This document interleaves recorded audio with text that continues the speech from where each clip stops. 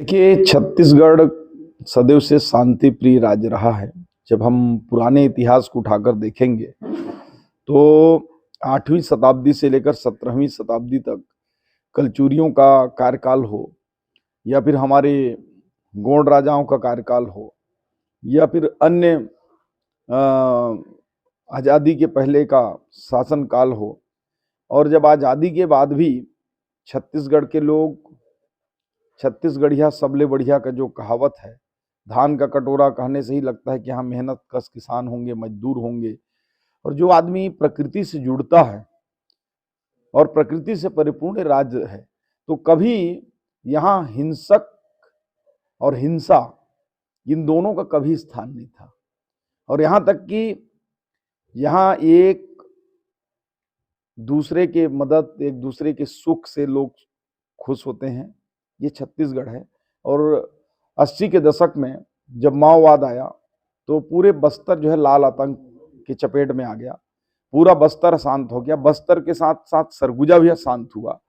लेकिन 2003 से लेकर 2015 के बीच में माननीय डॉक्टर रमन सिंह जी के नेतृत्व में भाजपा की सरकार ने सरगुजा को नक्सल मुक्त सरगुजा तो किया, लेकिन बस्तर पूरी तरह से नक्सल मुक्त नहीं हो पाया।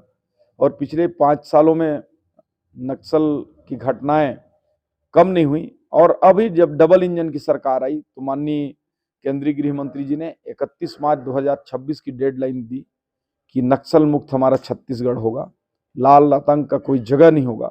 और उसी मुहिम में हजारों की संख्या में नक्सली आत्मसमर्पण किए हैं और सैकड़ों की संख्या में उनका इनकाउंटर किया गया है। और इसी कड़ी में हिडमा को हमारे गृह मंत्री जी और हमारे जो पुलिस विभाग के आला अधिकारी उससे बोले भी कि आप सरेंडर करना चाहो तो कर दो। 3 दिन का समय भी दिया गया, इसके बावजूद भी वो सरेंडर नहीं किया। वो सैकड़ों लोगों की हत्या, कई ऐसे नक्सली गतिविधियों को करने में और कई ऐसे निर्दोष और निहत्थे लोगों का जान लेने में उसका हाथ था। और ऐसे दुर्दांत नक्सली हिडमा का अंत हुआ। मैं इसके लिए हमारे पुलिस बल के, हमारे जो बटालियन के सभी नौजवानों को अपनी ओर से बधाई देता हूं। हमारे गृह मंत्री श्री विजय शर्मा जी को, माननीय मुख्यमंत्री जी के अथक प्रयास को भी मैं धन्यवाद देता हूं।